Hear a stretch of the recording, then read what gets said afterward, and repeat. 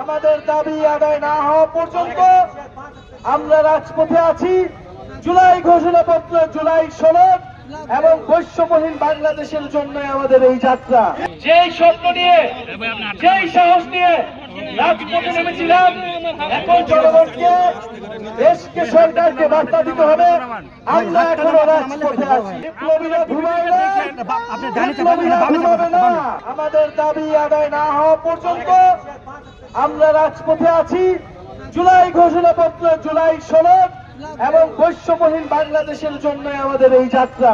সম্মানিত বাসিন্দা বৃন্দ, আমরা আসলে 64টি জেলায় আমাদের যেতে হচ্ছে, মানুষের কাছে আমরা যাচ্ছি।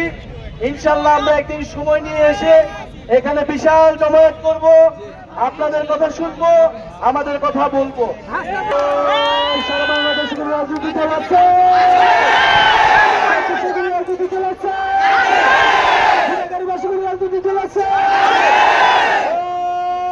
সেই দল আমার জুড়ে, আমার জুড়ে হাতের তালি,